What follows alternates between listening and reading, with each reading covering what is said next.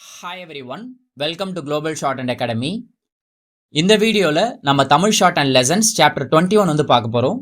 சாப்டருடைய name கூட்டுமைகள். இந்த chapter நம்ம 2 பார்ட்டாக வந்து பார்க்க போகிறோம். பார்ட் 1 இந்த வீடியோவில். நம்ம ஆரம்பத்தில் ஒரு வார்த்தையை எழுதுகிறப்ப அதில் வர மெய் எழுத்துக்கள் எல்லாத்தையுமே சேர்த்து எழுதி பழகணும். ஓகே, அடுத்து என்ன பண்ணோம்னா சுழிகள், நீண்ட சுழிகள், கொக்கிகள் கான்செப்ட்லாம் வந்து பார்த்தோம். அப்படி எழுதுகிறப்ப அந்த வார்த்தைகளோட அவுட்லைன் வந்து ரொம்ப லென்த்தாக இல்லாமல் ஷார்ட்டாக எழுதுகிற மாதிரி வந்து இருந்துச்சு. ஓகே, அதுக்கு மேலேயும் அதை வந்து சுருக்கி எழுதலாம். ஓகேங்களா? அப்போ தான் வேகமாக நம்மளால் வந்து எழுத முடியும். அப்படி சுருக்கி எழுதுறதுன்றது ஈஸியாக எழுதுகிற மாதிரி இருக்கணும், ஈஸியாக ரெக்கக்னைஸ் பண்ணுற மாதிரி இருக்கணும், ரொம்ப லென்த்தாக வந்து போகக்கூடாது. ஓகே, பார்த்த உடனே எடுக்கிற மாதிரி இருக்கணும், குழப்பத்தையும் ஏற்படுத்தக்கூடாது. அதுக்காக என்ன பண்ணுவாங்க அப்படின்னா சில மெய்யெழுத்துக்களுமே வந்து ஒமிஷன்ஸ் பண்ணி எழுதுவாங்க. அதில் மெயினாக சில மெய்யெழுத்துக்கள் வந்து இருக்குது, அதை ஒமிஷன்ஸ் பண்ணுவாங்க. என்னென்ன அப்படின்னா இவ்வு, ஈ. இதுக்கு வந்து தனியாக மெய்க்குறிகள் வந்து இருக்குது. இவ்வுன்றது நம்ம இந்த மாதிரி வந்து எழுதுவோம், ஈன்றது நம்ம இந்த மாதிரி வந்து எழுதுவோம். இருந்தாலும் ஒரு சில இடத்துல வேகமாக எழுதணும் அப்படின்றதுக்காக இது ரெண்டுத்துக்கு பதில் அரைவட்டம் நம்ம வந்து யூஸ் பண்ணுவோம். ஓகேங்களா? அது எப்படி எழுதுறது அப்படின்றத இந்த வீடியோவில் வந்து பார்க்க போகிறோம். இப்போது இவ்வும் ஈயும் வந்து பார்த்தீங்க அப்படின்னா ஆரம்பத்துலேயும் வரும், நடுவுலேயும் வரும், எண்டிங்லேயும் வரும் இல்லையா? அது மட்டும் இல்லாமல் உடம்படு மெய்களாகவும் வந்து வரும். ஃபார் எக்ஸாம்பிள், பல கூட்டல் அணி, பலவணி சேர்த்திடுதலப்ப இந்த வா வந்து உடம்படுமை. அதே மாதிரி பனை கூட்டல் ஓலை, இது ரெண்டுத்தையும் சேர்த்து எழுதுறப்ப பனையோலை. இங்கேயுமே பாருங்க, ஈன்றது உடம்படுமை. இந்த மாதிரியுமே வந்து வரும்.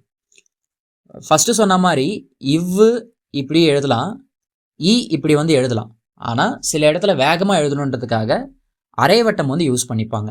ஓகே, வாக்கு வந்து இந்த மாதிரியும், யாக்கு வந்து இந்த மாதிரியும், இந்த மாதிரியும். இதை நம்ம ப்ரீவியஸாக படிச்சிருக்கோம், யான்றது இந்த மாதிரி எழுதலான்னு சொல்லிட்டு. இப்போ ஜெயில் அப்படின்றத இப்படி எழுதியிருப்போம். கரெக்டுங்களா? இப்போ பார்ட் 1ல் இவ் எப்படி எழுதுறது அப்படின்றத வந்து பார்க்கலாம். ஓகே, இவ்ன்றது இந்த மாதிரி ஒரு லெஃப்ட் செமி சர்க்கிள் வந்து யூஸ் பண்ணிப்பாங்க. ஃபஸ்ட்டு பிளேஸில் எழுதணும் அப்படின்னா வா இல்லைனா வா. செகண்ட் பிளேஸில் எழுதுகிறப்ப வே இல்லைனா வே, ஓ இல்லைனா ஓ. தேர்ட் பிளேஸில் எழுதுகிறப்ப வி இல்லைனா வி, உ இல்லைனா உ. ஓகே, எக்ஸாம்பிள்ஸ் பார்ப்போம். இப்போ உயிர் வாழ, இதை நார்மலாக நம்ம எப்படி எழுதுவோம்?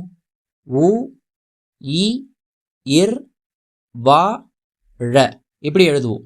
இப்போது இதில் இருக்கிற அந்த வாக்கு நம்ம இங்கே ஃபுல் ஸ்டோக் எழுதியிருக்கோம். இது எப்படி ஷார்ட்டாக எழுதலாம் அப்படின்னா அந்த வாவை ஒமிஷன் பண்ணிவிட்டு உ, இர், ழ இப்படி மட்டும் எழுதிட்டு இந்த வாக்கு ஃபஸ்ட் பிளேஸில் இந்த மாதிரி ஒரு லெஃப்ட் செமி சர்க்கிள் உயிர் வாழ, ஃபுல் ஸ்டோக் எழுதலை, இப்படி எழுதினாலே உயிர் வாழ அப்படின்னு சொல்லிட்டு.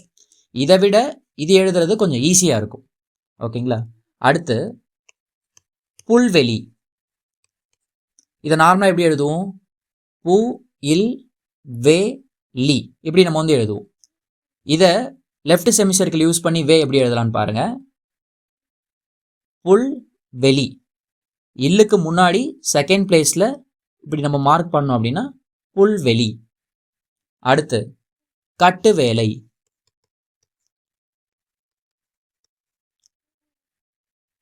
கட்டு வேலை. இது கொஞ்சம் கை ஸ்லோ ஆகுது பாருங்க. அதுக்கு பதில் கட்டு வேலை, வேக்கு இந்த இடத்துல ஒரு செமி சர்க்கிள். ஓகே, பூவிதழ், பூவிதழ், பூ, வி, த, இழ் பெருசாக போது பாருங்க. எவ்வளோ பெருசாக நம்ம வந்து எழுதிட்டு இருக்கக்கூடாது.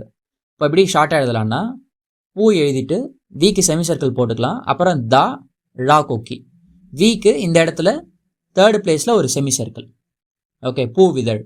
இந்த மாதிரி எழுதுகிறப்ப ஸ்டோக்ஸோட சைஸ் வந்து குட்டி ஆகுது, வேகமாகவும் நம்மளால் எழுத முடியுது.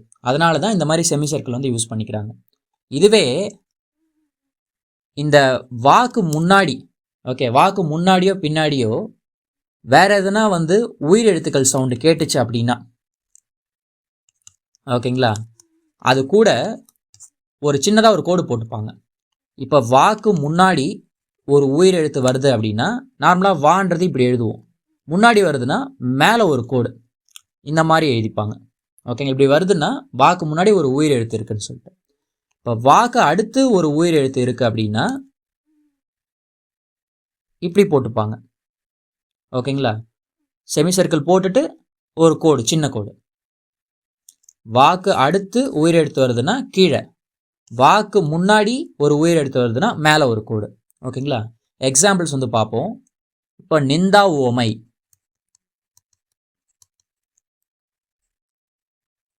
நிந்தா ஓமை. இப்போ வாக்கு முன்னாடி ஊ வந்திருக்கு. அப்போ இந்த வா எழுதுகிற இடத்துல மேலே சின்னதாக ஒரு கோடு இருக்கணும். ஓகே. இப்போ நிந்தா உவ மை, இந்த உவ அப்படின்றத நம்ம இப்படி மார்க் பண்ணிடணும். நிந்தா உவமை. மேக வியாதி, இதில் இவ்வுக்கு அப்புறமா இவ்யா இது வந்து இருக்கு. அப்போ மேக வியா தி, அந்த வியா அதுக்கு என்ன பண்ணுவாங்க அப்படின்னா ஃபஸ்ட்டு வா எழுதிட்டு அந்த வியா அப்படின்றதுக்காக ஒரு சின்னதாக ஒரு கோடு. ஓகேங்களா. ஒரு உயிரொலி வந்துச்சு அப்படின்னா நம்ம இந்த மாதிரி ஒரு கோடு போட்டுக்கணும். முன்னாடி வந்துச்சுன்னா மேலே, பின்னாடி வந்துச்சுன்னா கீழே. மேக வியாதி. கூட்டு வியாபாரம், இதுலுமே இவ்வு யா இது வந்து சேர்ந்து வந்திருக்கு. யா. ஓகே. இதை யான்றது ஈயா அப்படி வந்து படிக்கணும். அப்போதான் இது வந்து உயிரெழுத்தா நம்மளுக்கு வந்து தெரியும். கூட்டு வியா பர் இம், இந்த வியாக்கு இந்த இடத்துல ஒரு செமி சர்க்கிள், ஒரு சின்ன ஒரு கோடு. கூட்டு வியாபாரம். ஓகேங்களா. அடுத்து இந்த மாதிரி நடுவில் வந்துச்சுன்னா தாங்க நம்ம வந்து செமி சர்க்கிளை வந்து யூஸ் பண்ணுவோம். ஆரம்பத்தில் வந்துச்சு அப்படின்னா செமி சர்க்கிள் யூஸ் பண்ண மாட்டோம். ஃபுல் ஸ்ட்ரோக்ஸ் எழுதுறதே ஈஸியாக இருக்கும். இப்போ வாழை அப்படின்றத நம்ம இப்படி எழுதிக்கலாம். இப்போ உயிர் வாழை தான் நம்ம இப்படி எழுதணும். ஓகே. வெறும் வாழை வரப்போ நம்ம இந்த மாதிரி தான் எழுதணும். அதே மாதிரி வெளி, புல்வெளி தான் நம்ம இப்படி எழுதணும். புல்வெளி அப்படின்னு சொல்லிட்டு. வெளின்னு வரப்ப வே லி இப்படி தான் வந்து எழுதணும். வெறுமனே இப்படி எழுதலாம்னா படிக்க முடியாது. ஓகேங்களா. இப்படி எழுதுறது தான் ஈஸியாக இருக்கும். வேலை, கட்டு வேலை அப்படின்னு வரப்ப கட்டு வேலை அப்படின்னு சொல்லிட்டு இப்படி எழுதணும். ஓகே. வெறும் வேலை வரப்ப இந்த மாதிரி எழுதுறது தான் ஈஸியாக இருக்கும். இப்படி எழுதுனா படிக்க முடியாது, எழுதுறதுக்கும் வாட்டம் இருக்காது. ஓகேங்களா. ஸோ அதனால் தனியாக ஸ்டார்டிங்கில் வரப்போ ஃபுல் ஸ்ட்ரோக்ஸ் எழுதுறது தான் பெட்டர். ஓகே. அதே மாதிரி எண்டிங்கில் வரப்பையும் நம்ம வந்து ஃபுல் ஸ்ட்ரோக்ஸ் தான் யூஸ் பண்ணுவோம். இப்போ ரவி அப்படின்னு வரப்போ ரா வி இப்படி தான் நம்ம வந்து யூஸ் பண்ணுவோமே தவிர ரா மட்டும் எழுதிட்டு விக்கு இப்படி நம்ம வந்து எழுத மாட்டோம். ஓகே. இது தப்பு. இந்த மாதிரி தான் வந்து எழுதுவோம். அதே மாதிரி ராவ், ரா யூ இப்படி தான் வந்து எழுதுவோமே தவிர ரா போட்டு இவ்வுக்கு வந்து இந்த மாதிரி நம்ம வந்து வைக்க மாட்டோம். ஓகேங்களா. இவ்வளோ தாங்க. பார்ட் 1 வந்து முடிஞ்சிருச்சு. ப்ராக்டிஸ் பண்ணுறதுக்கு பயிற்சி 62, 63 கொடுத்துருக்குறாங்க. இதில் இருக்கிற ஒவ்வொரு வார்த்தைகளுமே 3 to 5 லைன்ஸ் வந்து எழுதி பாருங்கள்.